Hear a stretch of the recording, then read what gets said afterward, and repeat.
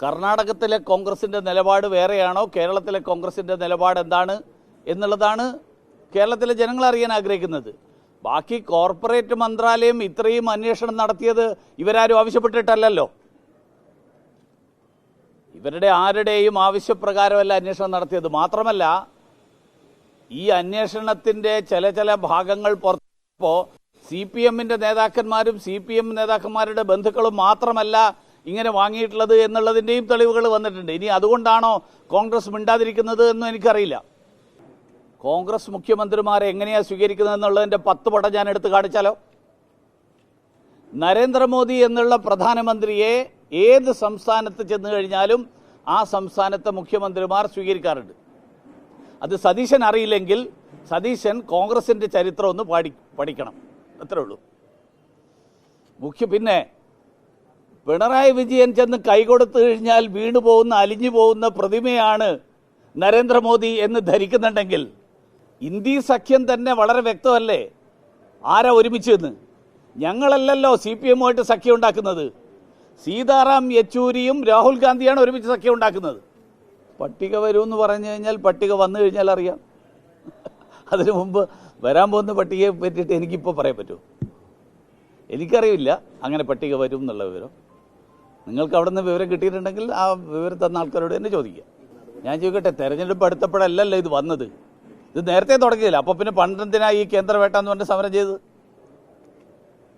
തെരഞ്ഞെടുപ്പുമായിട്ട് ഇതിനൊരു ബന്ധമില്ലാതെ കഴിഞ്ഞ എത്രയോ കാലങ്ങളായിട്ട് അഴിമതിക്കാരായിട്ടുള്ള ആളുകൾ കഴിഞ്ഞ കാലങ്ങളിൽ പല ഒത്തുതീർപ്പും നടത്തി രക്ഷപ്പെടുമായിരുന്നു.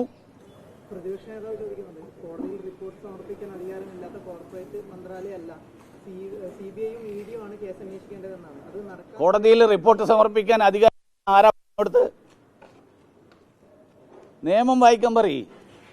കോർപ്പറേറ്റ് മന്ത്രാലയത്തിന് കോടതിയിൽ റിപ്പോർട്ട് സമർപ്പിക്കാനുള്ള പൂർണ്ണ അധികാരമുണ്ട്. കോർപ്പറേറ്റ് മന്ത്രാലയത്തിൻ്റെ നിലപാട് എന്താണ് എന്ന് ആ കേസിൽ ഏത് ഘട്ടത്തിലാണോ കോടതിയെ ബോധിപ്പിക്കേണ്ടത് ആ ഘട്ടത്തിൽ കോടതിയെ ബോധ്യപ്പെടുത്തും. കോടതി ഒളിച്ചു വെക്കാനൊന്നും അധികാരമില്ല എന്നുള്ളതൊക്കെ ഇതൊക്കെ നിങ്ങൾ പറഞ്ഞ് തെറ്റിദ്ധരിക്കുക. നിങ്ങൾ ഇത്രയും വിവരമില്ലാത്ത ആൾക്കാരാണെന്നാണോ ഈ സതീശൻ വിചാരിക്കുന്നത്? നിങ്ങൾ പറഞ്ഞു കൊടുക്കണ്ടേ അങ്ങനെയല്ല എന്ന്? ശിവശങ്കരൻ്റെ അകത്ത് കിടന്ന് അഴിയെണ്ണിയ കാര്യം ബാലൻ അറിയില്ലേ? മാത്രമല്ല, ബാലൻ കഴിഞ്ഞ ദിവസമൊക്കെ പറഞ്ഞത് ഇതല്ലല്ലോ. ബാലൻ പറഞ്ഞത് അതിലെന്താ കാര്യം? അതൊരു സേവനം നടത്തിയതിന് പരസ്പരം ഒരു കരാറുണ്ടാക്കിയിട്ട് മുഖ്യമന്ത്രിയുടെ മകൾക്ക് ബിസിനസ് നടത്താൻ പാടില്ലെന്നാ. എന്ത് ബിസിനസ് നടത്തിയത്? എന്താ തെളിവ് കൊടുക്കാത്തത്? എന്താ രേഖ കൊടുക്കാത്തത്? ബാലൻ ഇന്നലെ പറഞ്ഞത് നിങ്ങൾ തിരിച്ചു ചോദിക്കായിരുന്നില്ലേ? DYFIക്കാർക്ക് വേറെ പണിയില്ലാത്തത് കൊണ്ടും അടിക്കാൻ വേണ്ടി യൂത്ത് കോൺഗ്രസ്സുകാരെ ഉടനെ കിട്ടൂല എന്നുള്ളത് കൊണ്ടും അവരുടെ ഒരു എക്സസൈസ് നടത്തുന്നു എന്നല്ലാതെ വേറെ പണിയില്ലാത്ത. കാരണം DYFIക്കാരുടെ ചരിത്രം, അടിയന്തരാവസ്ഥക്കാലത്ത് DYFIക്കാർ എന്താ ചെയ്തതെന്ന് നമുക്കറിയാം. എപ്പോഴൊക്കെ അനുകൂലമായിട്ടുള്ള സാഹചര്യം ഉണ്ടാകുന്നോ DYFIക്ക് ഇപ്പോൾ എല്ലാവരും ആരെ വേണമെങ്കിലും അടിക്കാം, ഒരു കുഴപ്പമുണ്ടാവില്ല. അതുകൊണ്ട് അവരൊരു മനുഷ്യ ചങ്ങല പിടിക്കുന്നു, പിടിച്ചോട്ടെ. അവർ ചോദിക്കുന്ന ചോദ്യത്തിൽ ഒരു റിലവൻസും ഇല്ല. കാരണം എന്തറിയോ?